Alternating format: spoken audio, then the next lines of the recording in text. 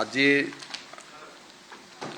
মুখ্যমন্ত্ৰী দায়িত্ব লোৱাৰ পিছত আপোনালোকক মই অনানুষ্ঠানিকভাৱে বিভিন্ন সময়ত লগ পাই আছোঁ, কিন্তু আনুষ্ঠানিকভাৱে আমি প্ৰথম ইয়াতে একেলগে মিলিত হৈছোঁ আৰু কেইটামান বিষয়বস্তুৰ ওপৰত মই আলোকপাত কৰিব খুজিছোঁ। পোনপ্ৰথমতে আপোনালোকে জানে যে আমাৰ নতুন চৰকাৰখনে দায়িত্ব লোৱাৰ পিছতেই অসমৰ জাতীয় জীৱনৰ এগৰাকী উজ্জ্বল জ্যোতিষ্ক হোমেন বৰগোহাঞিদেৱ আমাৰ মাজৰ পৰা আঁতৰি যায়।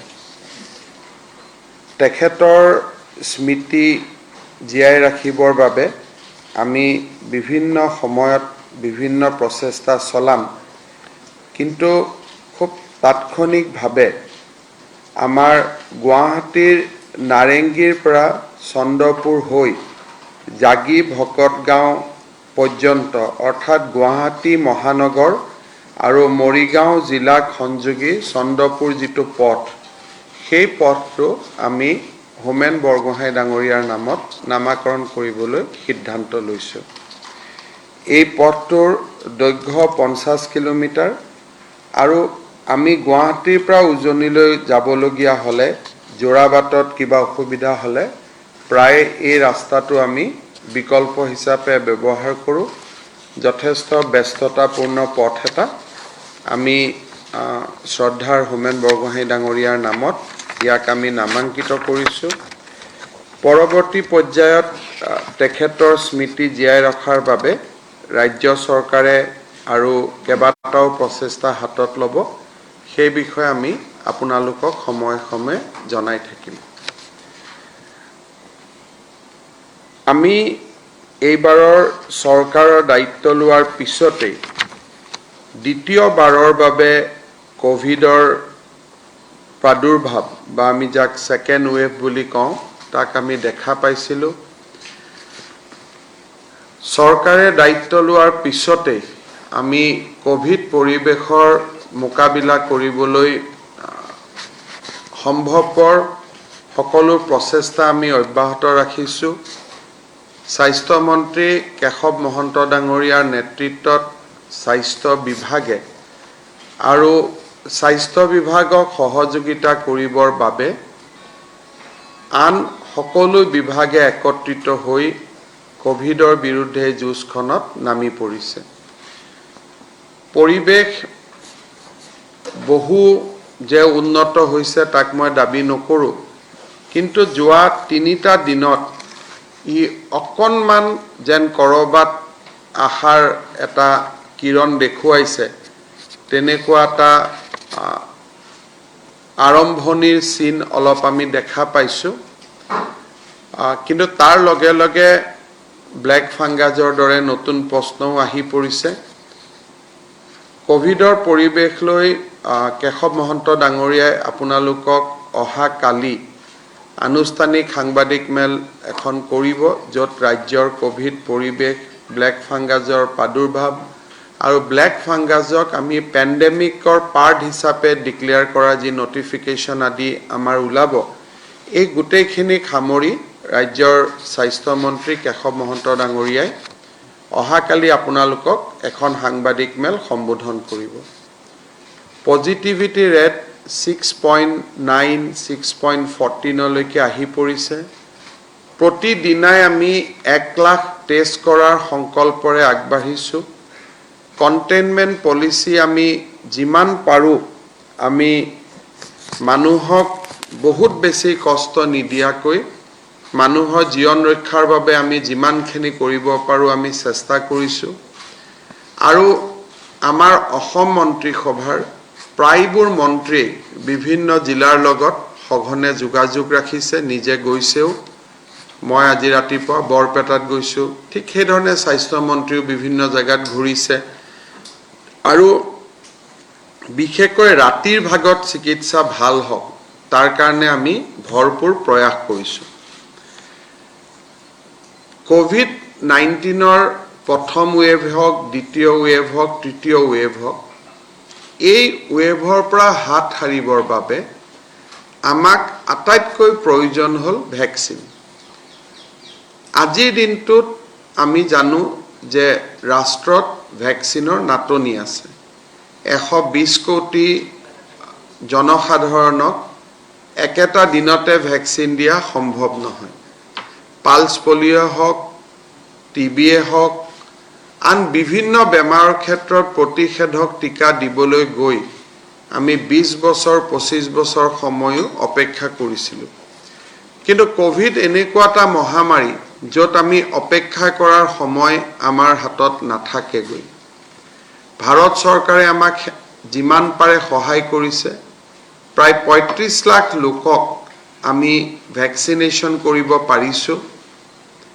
আমাৰ মনত যিটো সাধন বা আমাৰ যিটো ইনফ্ৰাষ্ট্ৰাকচাৰ, প্ৰতিটো দিনত আমি 1 লাখ ভেকচিন কৰিব পাৰোঁ, কিন্তু বৰ্তমান আমি 50,000ৰ আশে-পাশে ভেকচিন কৰি আছোঁ, ভেকচিনাইজেশ্যন কৰি আছোঁ, যিহেতু আমাৰ টিকাৰ স্পষ্ট অভাৱ দেশতে আছে।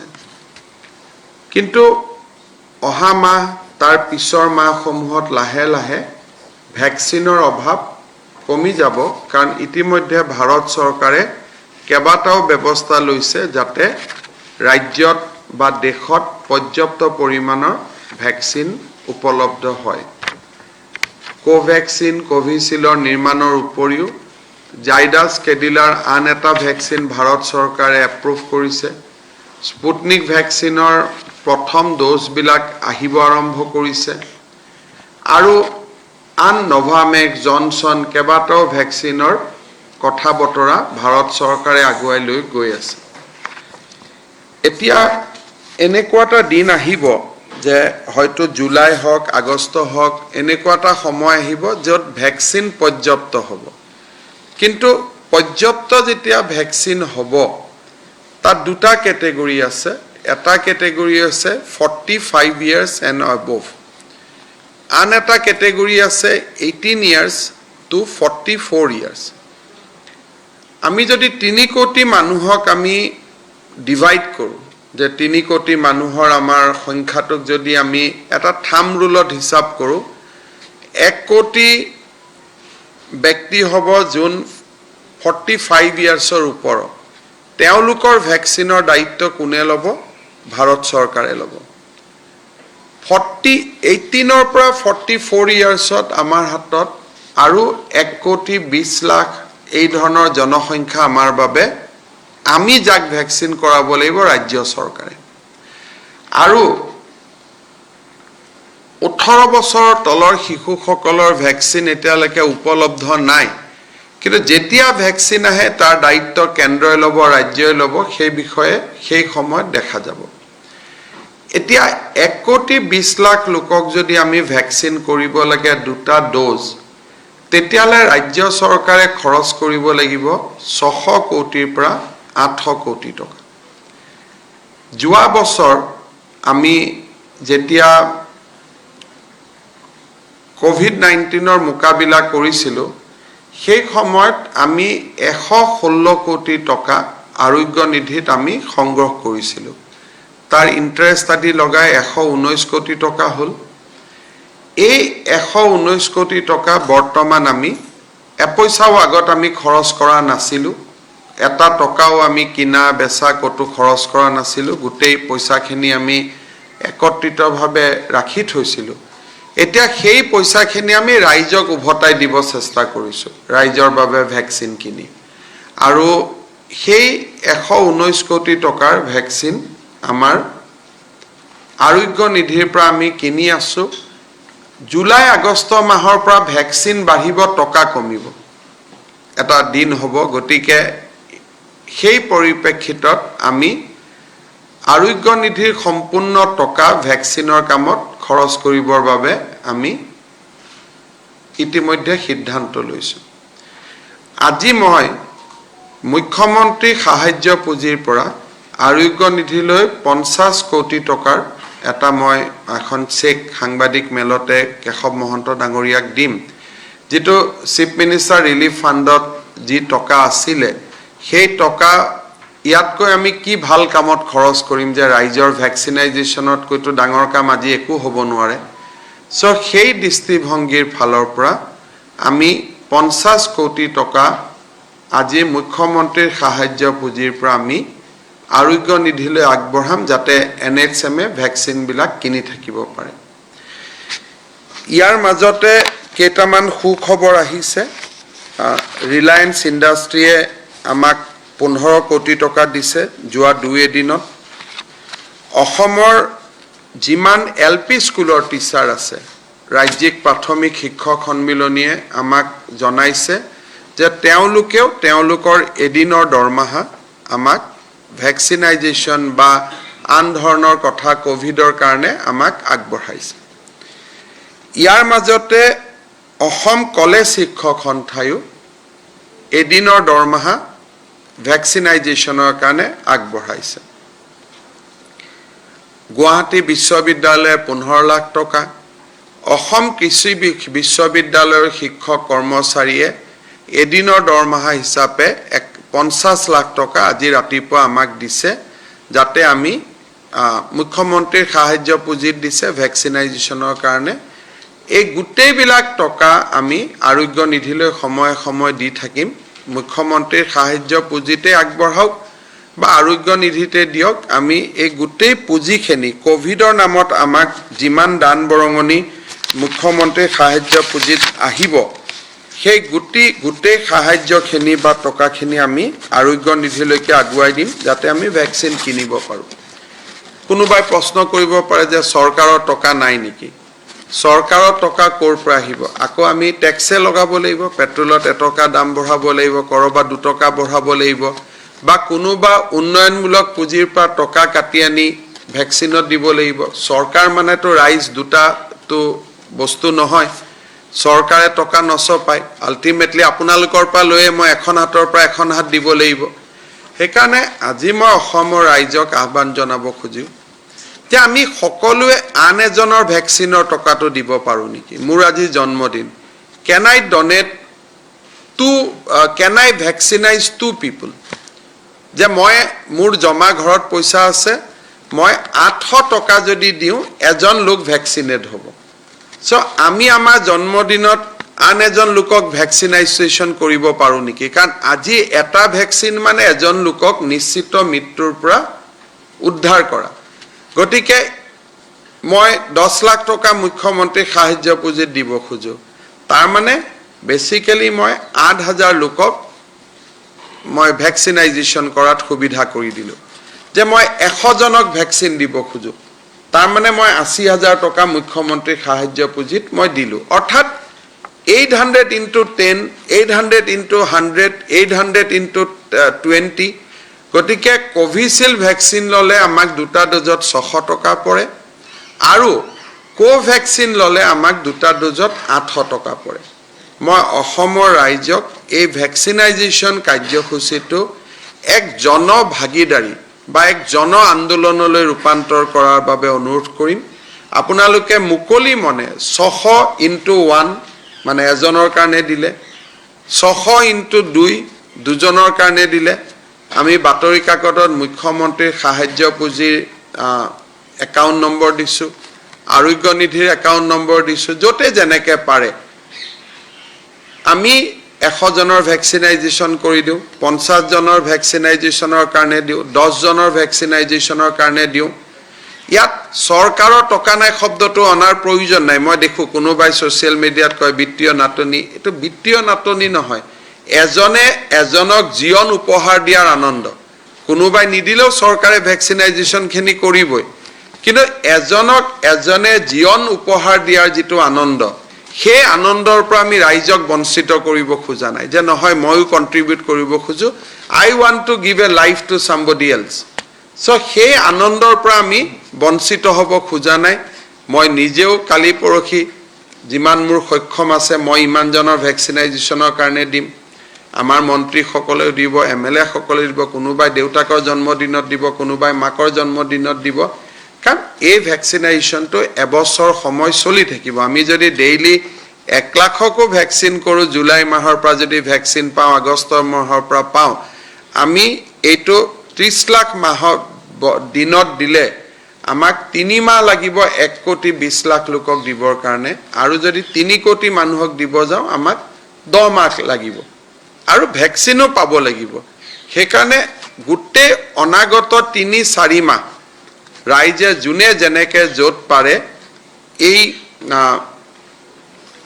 জনভাগিদাৰী বা জন আন্দোলনটোত সহায় কৰক তাৰ কাৰণে অনুৰোধ কৰিছো ইয়াত স্কেপটিক্যাল হোৱাৰ কোনো প্ৰয়োজন নাই বুলে টকা নুঠিলে কি হ'ব চৰকাৰে দিব চৰকাৰটো আছে কিন্তু চৰকাৰ মানে তো ৰাইজে গতিকে বহুতে কয় যোৱাবাৰো দিলো এইবাৰো দিলো বানপানী প্ৰত্যেক বছৰে আহে যাৰ মনত কিবা এটা কৰাৰ ইচ্ছা থাকে হি প্ৰতি বছৰে দিব জুনে দিব নুখোজে কি নিদিব কোনো কথা নাই কিন্তু আমি অসমৰ ৰাইজে মানুহক এটা জন আন্দোলনৰ জৰিয়তে আমি ভ্যাকচিনেশন কৰিছো তাৰ এটা আনন্দ বেলেগ সেই আনন্দটো অনুভৱ কৰিবলৈ মই অসমৰ ৰাইজক অনুৰোধ জনাম এতিয়া আমি ভ্যাকচিনেশন সেন্টাৰ বিলাকত জুনে আহিছে তাক আমি টেষ্টটো কৰিছো পানী বটলো আগবঢ়াইছো আমি অকনমান গুটে ফেসিলিটিজ বিলাক বঢ়াই লৈ গৈ আছো এইখিনি কৰাৰ পিছত যিমান উঠিব বাকিখিনি ডেফিনেটলি মইতো নাভাবো 100-150 কোটিৰ বেছি ওপৰত উঠিব বাকি 500-600 কোটি যি লাগে এটো চৰকাৰে দিব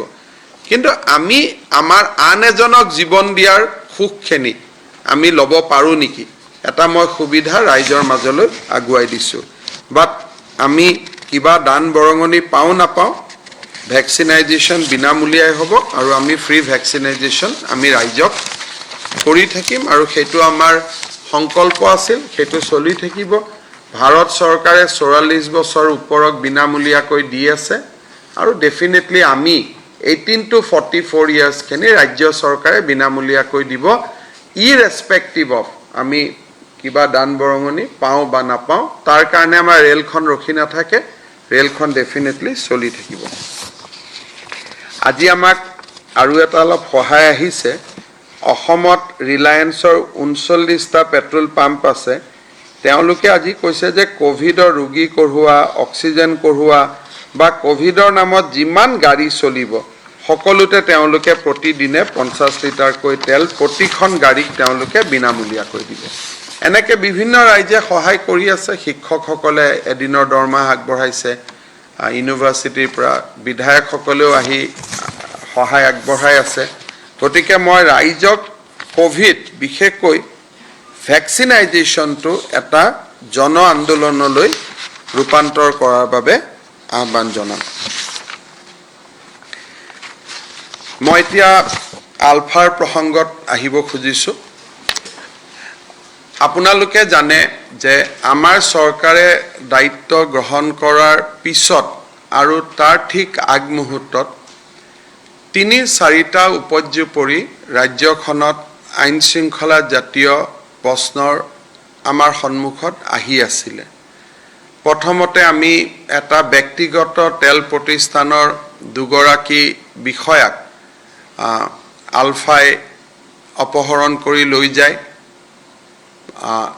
সংবাদ মাধ্যমে হওক বুদ্ধিজীৱী হওক চৰকাৰে হওক সকলোৰে আবেদন নিবেদনৰ ওপৰত ভিত্তি কৰি এটা সময়ত সংযুক্ত মুক্তিবাহিনী অসমে এই দুইগৰাকী ব্যক্তিক বা আমাৰ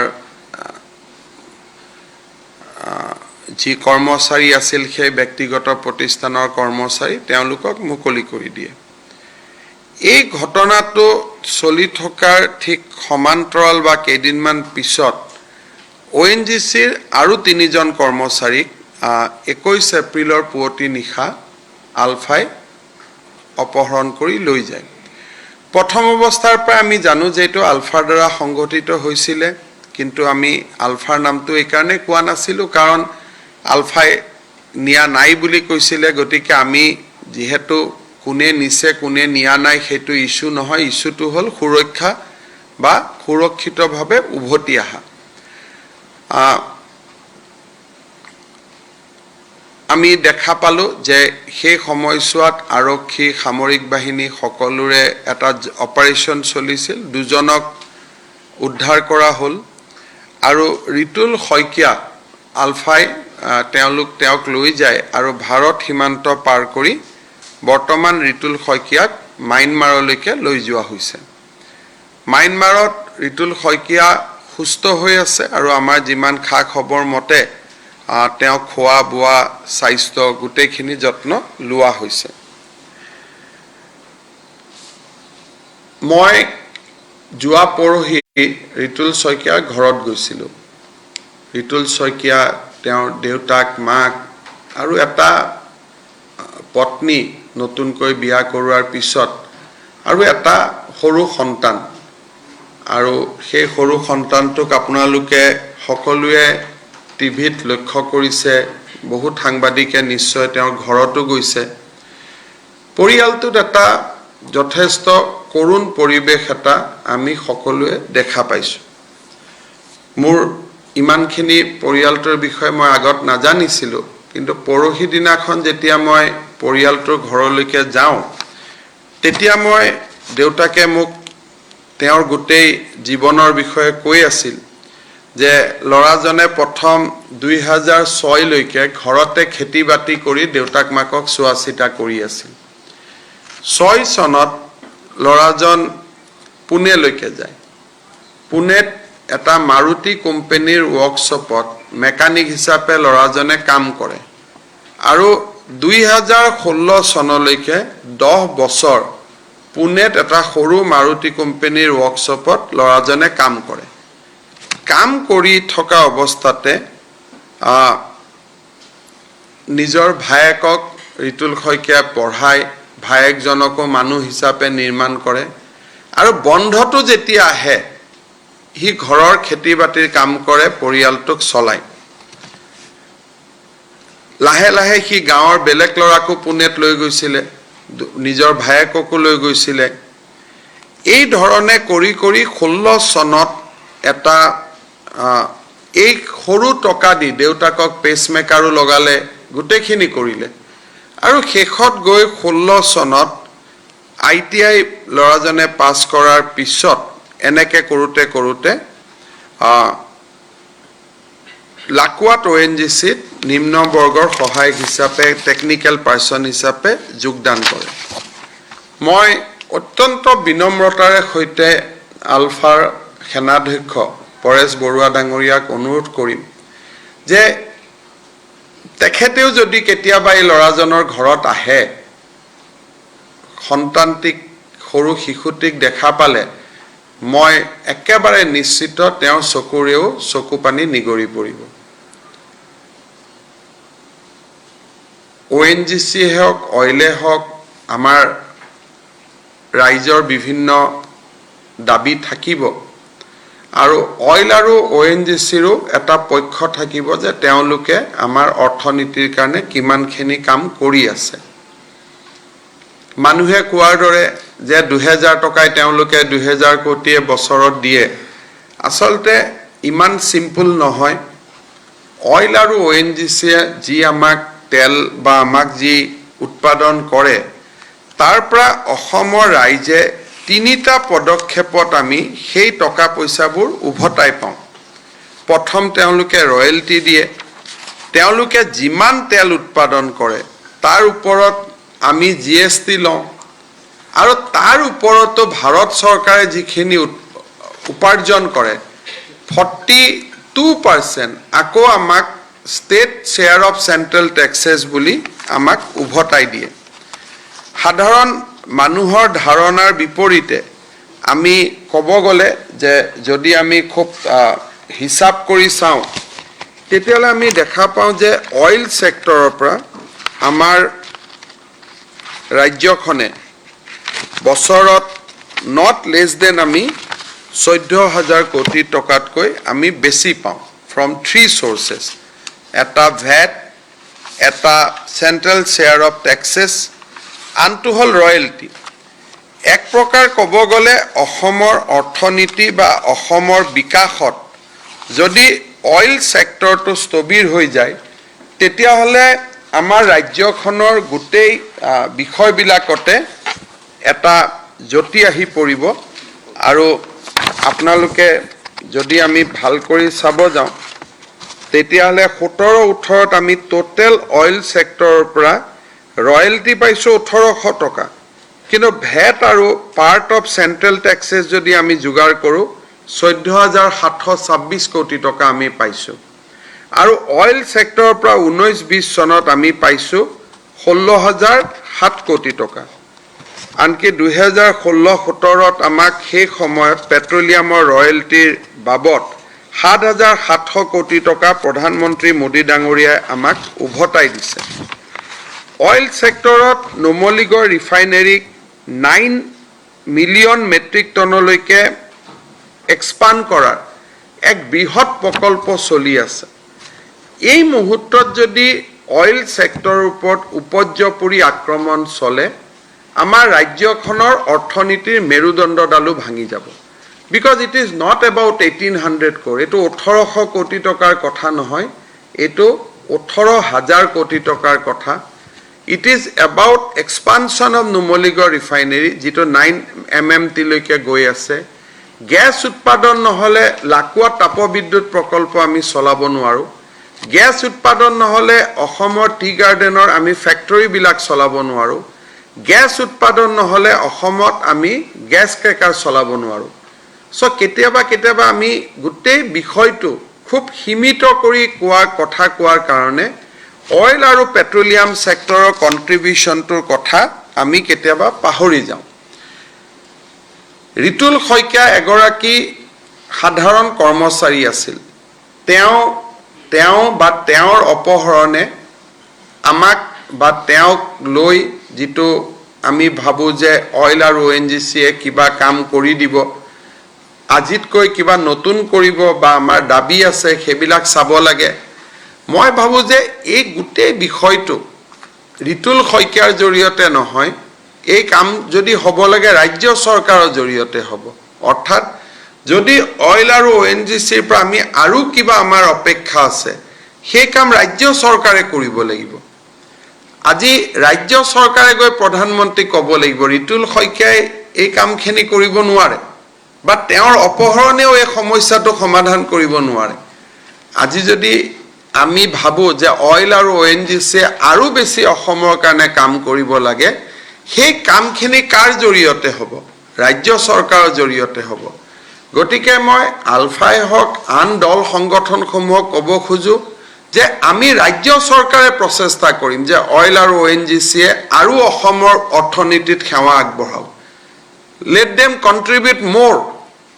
আৰু সেই দায়িত্বটো মূৰৰ ওপৰত থাকিব আমাৰ ৰাজ্যৰ চৰকাৰৰ মূৰৰ ওপৰত থাকিব আৰু এই কামখিনি কৰাটো আমাৰ দায়িত্ব আৰু এই কামখিনি কৰিবৰ কাৰণে আমাক বাধ্য কৰাবৰ প্ৰয়োজন নাই কাৰণ আমি হেতুক আমাৰ দায়িত্ব বুলি অনুভৱ কৰো this is a part of our responsibility that let oil sector contribute more and more for the development of Assam তাতে ৰিতুল খৈকিয়াৰ দৰে এজন যুৱকক পিতৃ-মাতৃৰ বুকুচাৰ পৰা কাঢ়ি লৈ যোৱা এজন সন্তানৰ পিতৃত্বৰ স্নেহৰ পৰা বঞ্চিত কৰা মই নাভাবো যে these are justified যোৱা কেইটামান দিনত আলফাৰ ফালৰ পৰা 3 মাহৰ অস্ত্ৰ বিৰতিৰ কথা কোৱা হৈছে যুদ্ধ বিৰতিৰ কথা কোৱা হৈছে পৰেশ বৰুৱা ডাঙৰীয়াই টিভিৰ মাধ্যমত কেবাটাও তেখেতে পজিটিভ কথা কৈছে দুই এটা বিষয়ত তেখেতে মোৰ জৰিয়তে কি হ'ব পাৰে তাৰ বিষয়ে উল্লেখ কৰিছে মই ভাবো যে এটা সদিচ্ছাৰ বাতাবৰণ যদি আমি সৃষ্টি কৰো নিশ্চয় আমি বহু দূৰ আগুৱাই যাব পাৰিম মই পৰেশ বৰুৱা ডাঙৰীয়াক অনুৰোধ কৰিম যে ৰিতুল খৈকিয়াৰ মুক্তিৰ জৰিয়তে এটা সদিচ্ছাৰ বাতাবৰণ এটা সৃষ্টি হ'ব অইল আৰু ONGCয়ে অসমৰ কাৰণে কৰিব লাগিবই আৰু তেওঁলোকে কৰি থাকিব ইয়াৰ দায়িত্ব মোৰ ওপৰত আছে এই দায়িত্বখিনি মই লৈছো যে অইল আৰু ONGCয়ে আমাৰ অসমবাসীৰ স্বাৰ্থ সুৰক্ষিত কৰিব তেওঁলোকে আৰু বেছি ইনভেষ্টমেন্ট কৰিব তেওঁলোকে আৰ্থ সামাজিক দিশত কাম কৰিব অল এই গুটেই দায়িত্ব মই মূৰৰ ওপৰত লৈছো তাৰ কাৰণে ৰিতুল খৈকিয়াক ধৰি ৰখাৰ কোনো প্ৰয়োজন নাই এই গুটেই কামখিনি মই কৰিম আৰু আমি কৰিম মই নহয় আমি সকলোৱে মিলি কৰিম that is part of our responsibility আমাৰ দায়বদ্ধতা আৰু আমি সুযোগ নিদিম যে আমাক এটো খোৱাৰাই দিব লাগে বুলি কাৰণ আমি নিজে ইমান কাম কৰি অনাগত 5 বছৰত যে আমাক খোৱাৰাই দিয়াৰ প্ৰয়োজনেই নোহোৱা হ'ব মই অসমবাসী ৰাইজৰ হৈ পৰেশ বৰুৱা ডাঙৰীয়াক অত্যন্ত বিনম্ৰতাৰে ইয়াত কোনো যে মই সৰকাৰ মোৰ লগত পুলিশ মিলিটাৰী আছে গতিকে মই দম্ভ মাৰি কৈছো একো নহয় এজন অসমীয়া হিচাপে ঋতুলৰ সন্তানৰ পিতৃ মাতৃৰ চকুত দেখা চকু পানী বিলাকক মনত ধৰি ৰাখিব নোৱাৰি মই এজন অসমীয়া যুৱক হিচাপে পৰেশ বৰুৱা ডাঙৰীয়াক অনুৰোধ কৰিম যে আপুনি ঋতুলক এৰি দিয়ক ইয়াৰ আগলৈকে আমি কোৱা নাছিলো কাৰণ তেখেতে অফিচিয়ালি ক্লেইম কৰা নাছিল আৰু আমিও তেওঁ ডাইৰেক্টলি ৰিকুৱেষ্ট কৰাৰ কথাটো ভাবা নাছিলো কাৰণ তেওঁ হয়তো ক'ব পাৰে যে মোৰ তাত আছে বুলি চৰকাৰে কি প্ৰমাণ দিব পাৰে বা তেনেকুৱা ধৰণৰ এটা বিতৰ্কত যাব খোজা নাছিলো কাৰণে আমি এই ৰিকুৱেষ্ট কৰা নাছিলো কিন্তু যোৱা কালি যেতিয়া তেখেতে নিজেই ক'লে যে এটো ঋতুল মোৰ লগত আছে সুৰক্ষিত হৈ আছে গতিকে ডেফিনেটলি মই অত্যন্ত আগ্ৰহেৰে সৈতে পৰেশ বৰুৱা ডাঙৰীয়াক অনুৰোধ কৰিম যে আপুনি ঋতুল শইকীয়া ডাঙৰীয়াক মুকলি কৰি দিয়ক যত জেনেকে আছে আমি তাৰ পৰা তেওঁক লৈ আহিব পাৰিম আপুনি ঘৰত পঠাই দিলে ভাল নহলে আমি গৈ লৈ আহিম বাট কোনো ধৰণৰ কমপ্লিকেশনত নজুৱাকৈ আমি তেওঁক মুকলি হোৱাটো বিচাৰো অইল আৰু ONGC লৈ যি কথা বতৰা আছে যিমান দূৰ within the constitution within the law যিমান দূৰ অইল আৰু ONGC অসমৰ কাৰণে কাম কৰিব লাগে সেইখিনি দায়িত্ব মোৰ ওপৰত থাকিব মই চেষ্টা কৰিম যে মেক্স আজি 10 কৰি আছে যদি কালি 12 কৰিব লাগে তেওঁলোকে কৰিব দুইটা কোম্পানীয়ে মোক কৈছে যে we are ready to do anything for the people of Assam কিন্তু কোম্পানীটো আর বন্ধ কৰি দিলে মুৰ্গীটো মাৰি দিলে তো কণী নুলাব সো মুৰ্গীটো জিয়াই ৰাখি আমি যিমান কণী উলিয়াব পাৰো কোনো অসুবিধা নাই গতিকে মই পৰেশ বৰুৱা ডাঙৰীয়াক বিনম্ৰতাৰে সৈতে মই আহ্বান জনাম যে তেখেতে যি 3 মাহৰ যুদ্ধ বিৰতিৰ কথা কৈছে সেই তেখেতে আমাক যি এটা শান্তিৰ কিৰণ দেখুৱাইছে তাক আৰু অলপ আগুৱাই লৈ গৈ ঋতুল শইকীয়া ডাঙৰীয়াক মুকলি কৰি দিয়ক ইয়াত কোনো সৰকাৰী ৰাষ্ট্ৰৰ দম্ভ নাই ৰাষ্ট্ৰৰ অহংকাৰ নাই কোনো মুখ্যমন্ত্ৰী পদৰ পৰা মই কোনো দাম্ভিকতাৰে কথা কোৱা নাই এজন ঋতুলৰ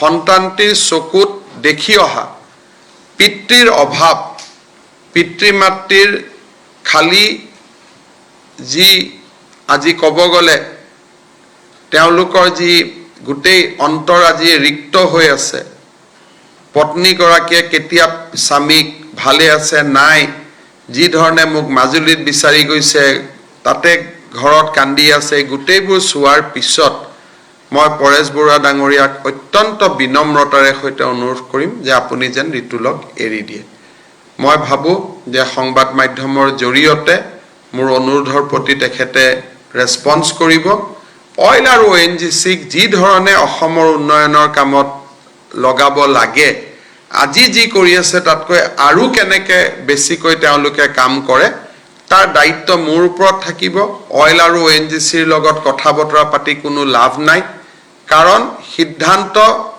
কেন্দ্ৰ চৰকাৰ ৰাজ্য চৰকাৰৰ মাজতে হ'ব লাগিব আৰু মই সেই দায়িত্বখিনি গ্ৰহণ কৰিছো মোৰ এখিনিয়ে ক'বলগীয়া আছিল আপোনালোকে যদি কিবা ক'ব খোজে ক'ব পাৰে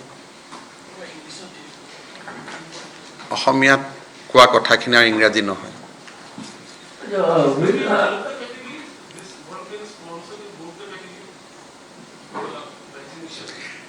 Look, this is you can either you give us 600 rupees or 800 rupees and we'll acknowledge that you have given vaccination to another people. So even if you give 600 into 10, that means 600 rupees. That means you are sponsoring for 10 people. 600 into 100, that means you are sponsoring for 6,000 people. So like that, this is just a Jana Bhagidari. Just you contribute either to the CM Relief Fund or Arogya Nidhi. I think you will feel good Baki, there is no question of shortage of money. We have our own budget. Jodi kali we have procured share of Numaligarh refinery at a cost of 2,100 crores. So if we can do that kind of investment, surely we can procure vaccine also. But moi bhabu ই এটা জন আন্দোলন হব লাগে. Will Assam procure vaccine through global tenders? Look, nobody will. I don't think these global tenders all are. I don't know whether it has any value beyond publicity. Because when government of India is not getting vaccine, where from other company will give you in global tender? So I don't think that I am basically observing the situation. Other states are floating. So I think it might be exercise in futility. Except publicity, I don't think that anything substantial will come. So my bet will be with Bharat Biotech, Serum, and Zydus Cadila. So I'll try to get as much as vaccine from these three companies.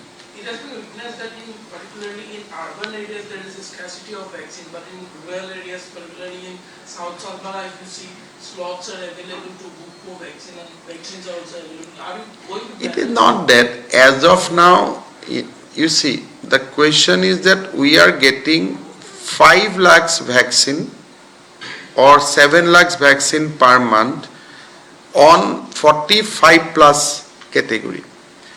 18 to 44, we are getting another 5 to 6 lakhs vaccine per month. So we have a capacity of 11 lakhs.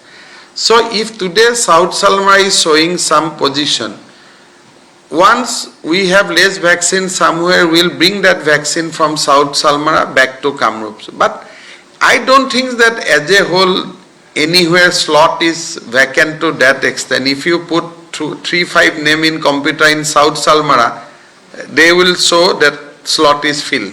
Probably 1-2 slots are vacant. That is the whole question. You are saying that 25 lakh people have been vaccinated. Put the dose together. I think I give it to every day evening. So anyway, I'll just reiterate this.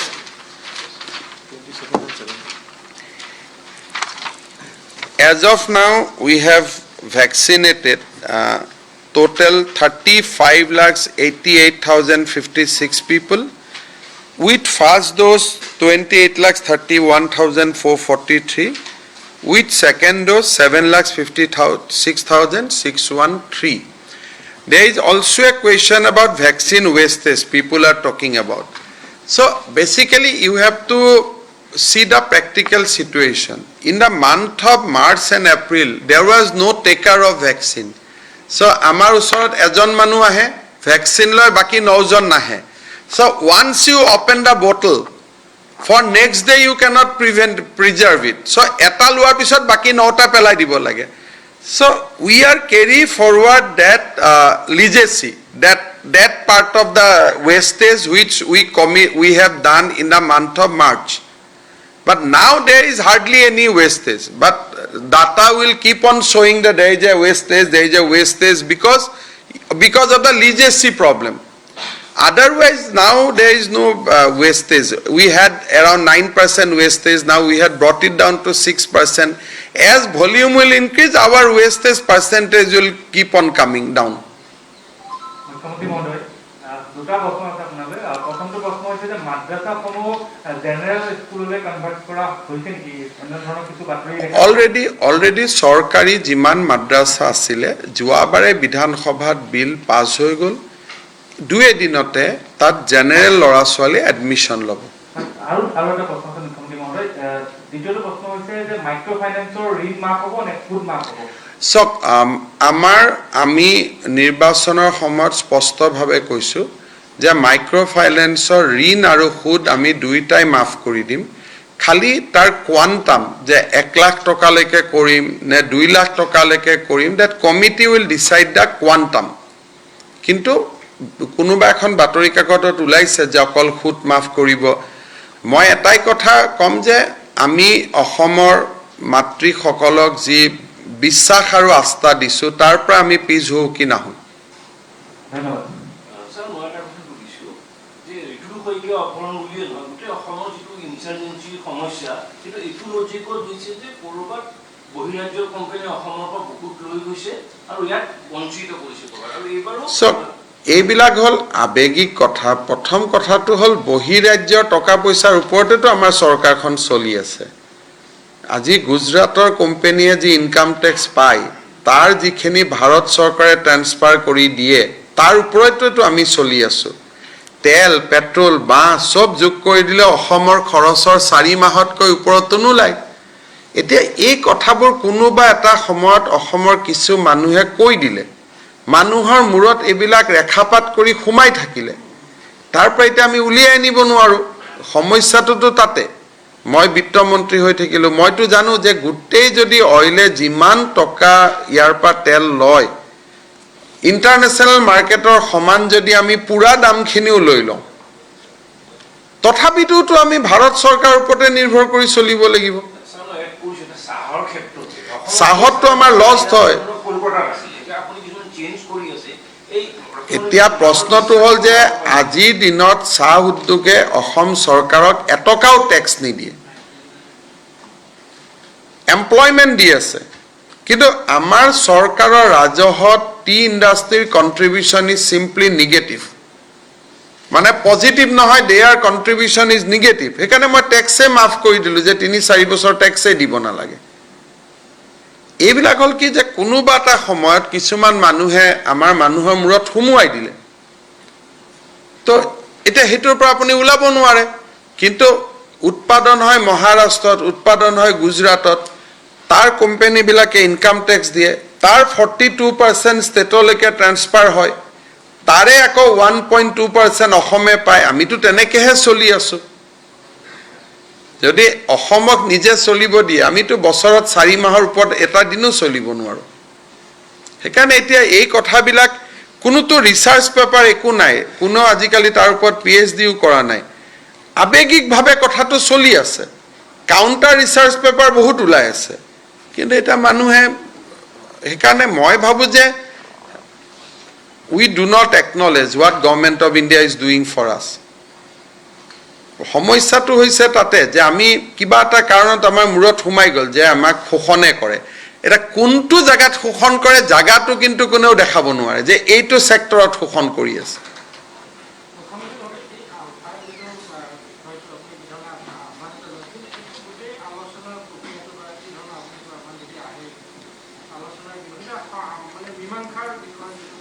চক পৰেশ বৰুৱা ডাঙৰীয়াৰ ভাষাতে তেখেতে কয় যে ভাৰত আৰু অসম অমীমাংসিত প্ৰশ্ন। আমিতো ৰাজ্য চৰকাৰ ইয়াৰ ৰোলটো খুব লিমিটেড। যদি টক্স হ'ব লাগে it has to be between government of India and alpha. কিন্তু এটা কথা মই জানো যে শান্তিৰ যদি প্ৰকৃত প্ৰস্তাৱ আহে মোদী ডাঙৰীয়া আৰু অমিত শ্বাহ ডাঙৰীয়াৰ সদিচ্ছাৰ অভাৱ নহ'ব। মই ভাবোঁ যে আজি 3 মাহৰ যুদ্ধবিৰতিৰ কথা কোৱা হৈছে, আমি যদি লাহেকৈ গ্ৰাউণ্ড ৰুললৈকে যাব পাৰোঁ যে ঠিক আছে এনেকুৱা ধৰণৰ গ্ৰাউণ্ড ৰুল হ'ব, বা আলোচনাৰ এটা যদি প্ৰস্তাৱ আহে, তেতিয়াহ'লে মই ভাবোঁ যে মোদী ডাঙৰীয়া আৰু অমিত শ্বাহ ডাঙৰীয়াৰ সদিচ্ছাৰ অভাৱ নহ'ব। কিন্তু এতিয়ালৈকে আমি বিচাৰিম যে, আৰু এটা কথা ঠিক যে ময়ো এইটো মানো যে বহু বছৰ হৈ গ'ল, অকল পুলিচ মিলিটাৰীলি যে এইটো কেতিয়াবা সমাধান হ'ব সেইটোতো সত্য নহয়। আমাৰ সদায় অসমীয়া ডেকা ল'ৰা, পুলিচ মৰিলেও আমি মৰোঁ, আলফা মৰিলেওতো অসমীয়াই মৰে, পুলিচ মৰিলেও অসমীয়া মৰে, অপহৰণ হ'লেও অসমীয়াই হয়। সেইকাৰণে আমি বিচাৰোঁ যে ক'ৰবাত নহয় ক'ৰবাত পলিটিকেল ৰাজনৈতিক মীমাংসা এটাৰ প্ৰয়োজনীয়তা আছে, আৰু সেই ক্ষেত্ৰত আলফা যদি আগবাঢ়ি আহে মই ভাবোঁ যে ভাৰত চৰকাৰৰ সদিচ্ছাৰ অভাৱ নহ'ব, ভাৰত চৰকাৰেও সমানে ৰেচিপ্ৰকেট কৰিবৰ বাবে চেষ্টা কৰিব।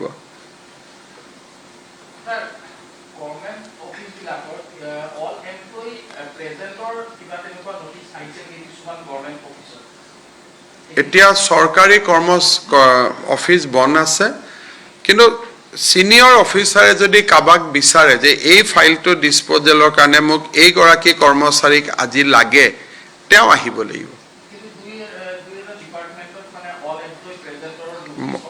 মই শুনা নাই কাৰণ আমাৰ ডিজাস্টাৰ মেনেজমেন্টৰ নটিচৰ ওপৰত বেলেগ নটিচৰ একো কথা নাথাকে।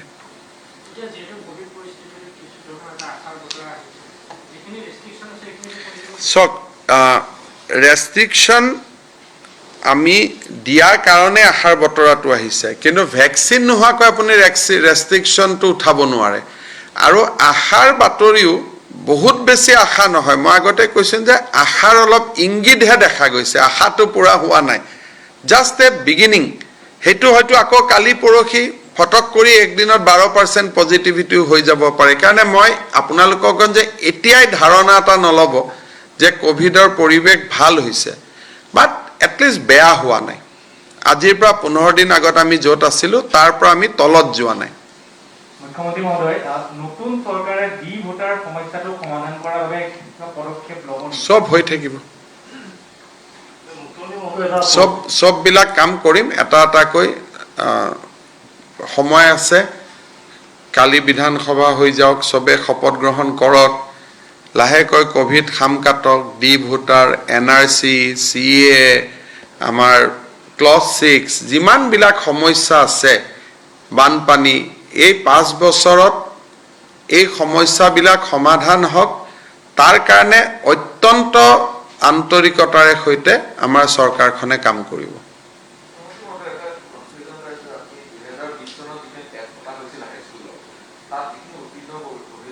শিক্ষামন্ত্ৰীক সুধি ল'ব, এইখিনি শিক্ষামন্ত্ৰীয়ে ডিটেইলছ চাব, তেওঁ সুধিব। সেইকাৰণে মই কোভিডৰো ডেফটত সোমাব খোজা নাই।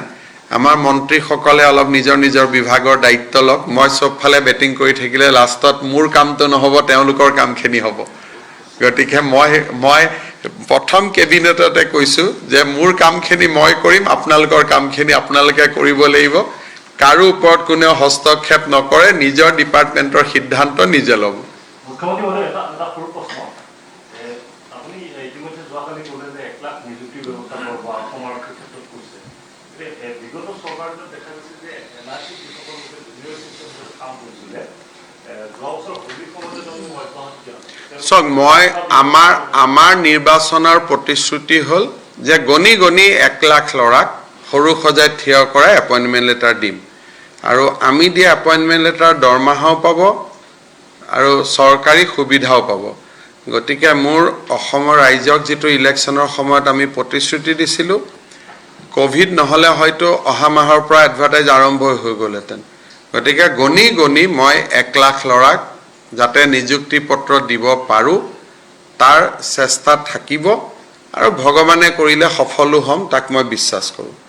মাইক্ৰ' ফাইনেন্সৰ লোনে হওক, অৰুণোদয় হওক, 1 লাখ ল'ৰাক চাকৰিয়ে হওক, ডিলিমিটেশ্যনে হওক, যিমান প্ৰতিশ্ৰুতি আমি নিৰ্বাচনৰ সময়ত দিছোঁ তাক আখৰে আখৰে পালন কৰা হ'ব।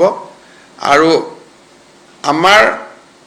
আমাৰ কাৰণে এই ৰাজ্যখন সুৰক্ষিত কৰা হ'ব। প্ৰতিটো চৰকাৰী নিৰ্দেশ আপোনালোকে যদি ভাল কৰি চায়, প্ৰতিটো ট্ৰেন্সফাৰ অৰ্ডাৰ, প্ৰতিটো নিৰ্দেশ অলপ যদি আপোনালোকে ভিতৰৰ পৰা চায়, তেতিয়াহ'লে ক'ৰবাত নহয় ক'ৰবাত আমাৰ নিৰ্বাচনত কোৱা কথা বতৰাৰ প্ৰতিধ্বনি আপোনালোকে দেখা পাব।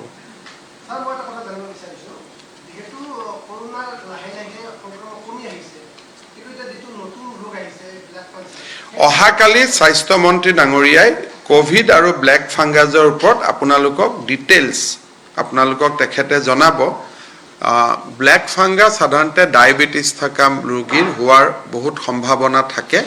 সেই বিষয়ে অহাকালি আমাৰ মেডিকেল কলেজৰ প্ৰিন্সিপাল, NHMৰ MD সকলোকে লৈ, কাৰণ ৰাইজৰ মনত এইটো লৈ বহুত প্ৰশ্ন আছে, অহাকালি আমাৰ স্বাস্থ্যমন্ত্ৰী কেশৱ মহন্ত ডাঙৰীয়া আৰু আমাৰ স্বাস্থ্য বিশেষজ্ঞসকলে, মই কিবা কৈ দিম ভুল শব্দ এটা ওলাব, তেখেতসকলক লগত লৈ কেশৱ মহন্ত ডাঙৰীয়াই অহাকালি আপোনালোকক গোটেই বিষয়টো জনাই দিব।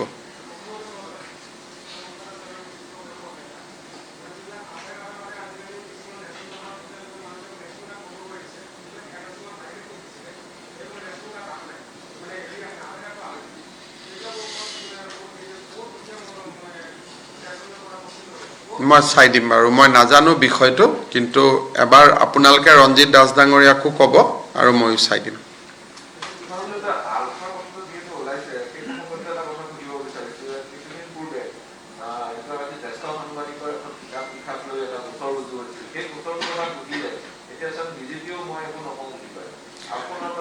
চক কিতাপখন মই দেখা নাই কিন্তু দুই ধৰণৰ ক্যাৰেক্টাৰ আছে আগতে সাংবাদিক ৰাজীৱ ভট্টয়ো আলফাৰ ওপৰত কিতাপ লিখিছে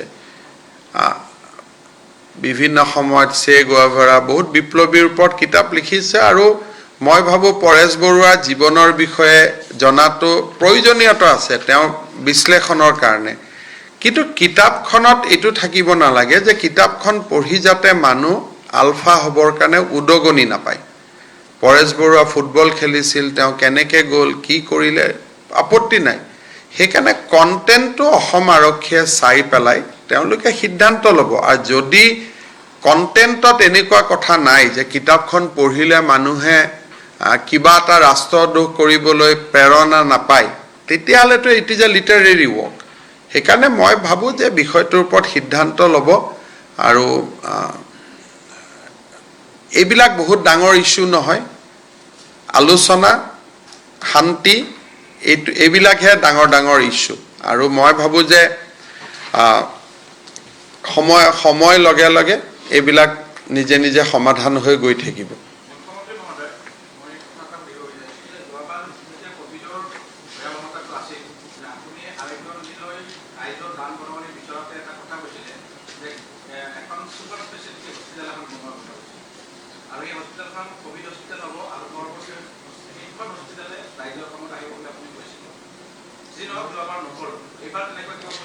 আমাৰ মেডিকেলত সুপাৰ স্পেশালিটি হস্পিটাল আমি অহা 4 মাহত ইনোগ্ৰেট কৰি দিম আমাৰ গুৱাহাটী মেডিকেল কলেজত যিখন আমি সুপাৰ স্পেশালিটি হস্পিটাল বনাইছো another 4 months we are going to inaugurate it প্ৰায় 150 কোটি টকাৰে আমি বনাই আছো নৱেম্বৰৰ ভিতৰত অসমত 16খন নহলেও 12খন ক্যান্সাৰ হস্পিটাল একে দিনাই আৰম্ভ হ'ব আৰু গুৱাহাটীটো যিখন 1000 crore rupeesৰ মেডিকেল কলেজ আমি বনোৱাৰ কাম আৰম্ভ কৰিছো কোৰ্টৰ এটা ষ্টে অৰ্ডাৰ আছে 2 দিনতে ভেকেট হৈ গলে তাৰো কাম আৰম্ভ হ'ব গতিকে হেলথৰ ইনফ্ৰাষ্ট্ৰাকচাৰ লৈ ইস্যুটো অহা নাই আমি যিমান পাৰো মইতো ভাবো নেক্সট 5 ইয়াৰ্ছত মানুহে এতিয়াই কোভিডৰ কাৰণে দিল্লীৰ পৰা এয়াৰ এম্বুলেন্স লৈ মানুহ গুৱাহাটীত গুছি আহিছে ট্ৰিটমেন্টৰ কাৰণে সো মই ভাবো যে অসমত হেলথ টুৰিজম বা হেলথ সেক্টৰ যোৱা 5টা বছৰত আমি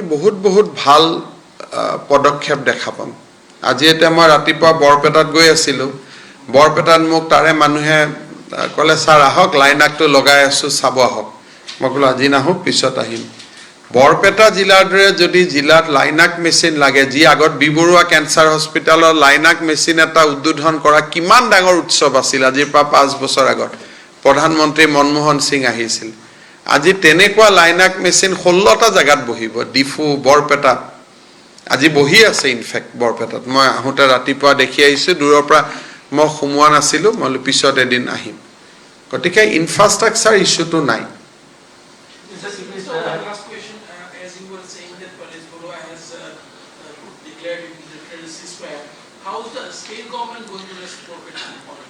We have seen a statement whereby Alpha's Commander-in-Chief Paresh Barua has declared a unilateral ceasefire for a period of 3 months, basically in view of the pandemic.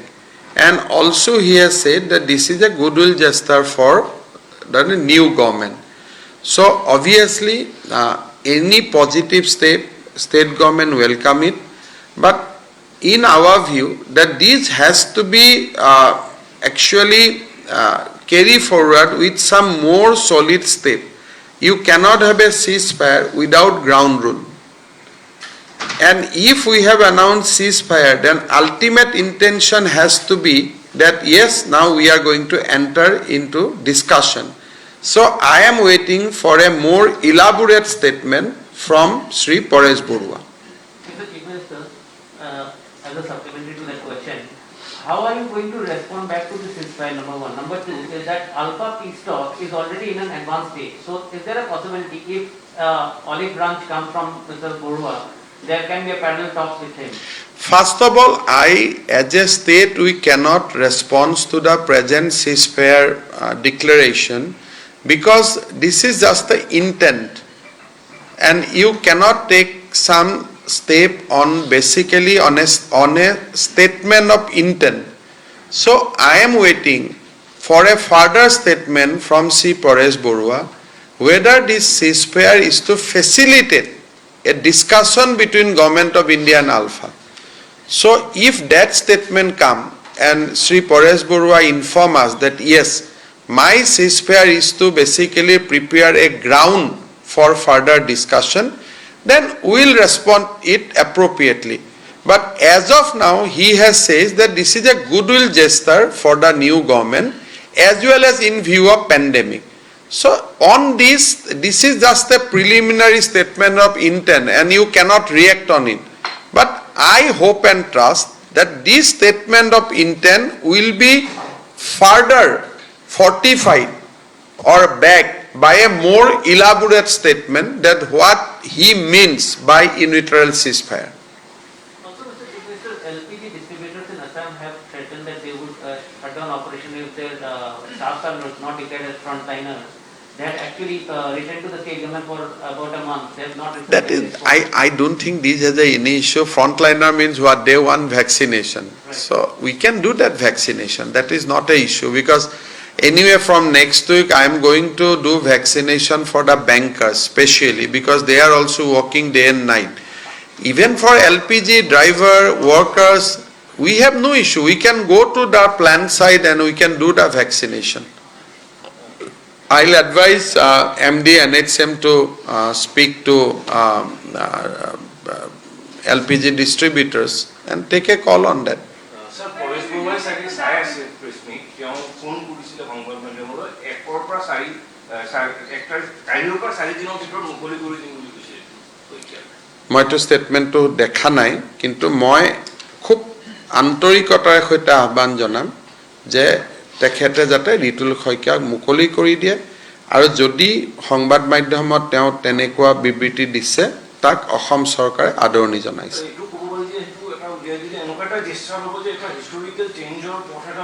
চক মই এতিয়ালৈকে যেহেতু ষ্টেটমেণ্টটো শুনা নাই যদি তেনেকুৱা কিবা ষ্টেটমেণ্ট আহিছে তাৰ ওপৰত কালি পৰহি আমি ৰিয়েক্ট কৰিম কিন্তু এটা কথা যে যোৱা পৰহি তেওঁৰ ঘৰত গৈ ঋতুলৰ ঘৰত গৈ মই যিটো দৃশ্য দেখি আহিছোঁ আৰু স্বাভাৱিকতে মই নিজে কৈছোঁ যে কেনেকৈ ল'ৰাজনে পুনেত মাৰুতি ৱৰ্কশ্বপত থাকি কাম কৰি গোটেই সংসাৰখন চলাইছে দেউতাক মাকক ৰাখিছে ভায়েকক পঢ়াইছে গতিকে যিকোনো ব্যক্তিৰে প্ৰাণে কান্দিব আৰু ডেফিনেটলি যদি এই ধৰণৰ ষ্টেটমেণ্ট আহিছে তেতিয়ালে আদৰণীয় পদক্ষেপ।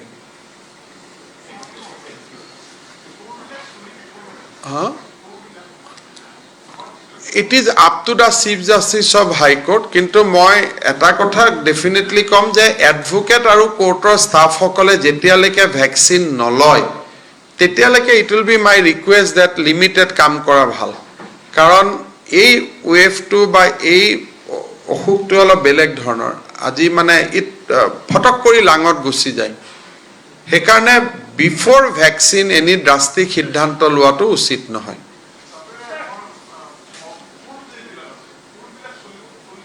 কোনবিলাক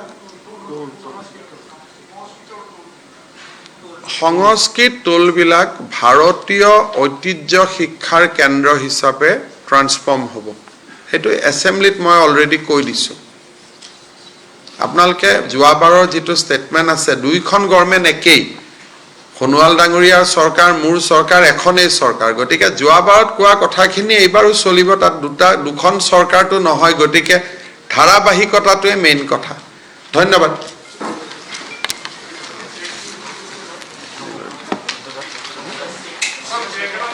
চেক দিম।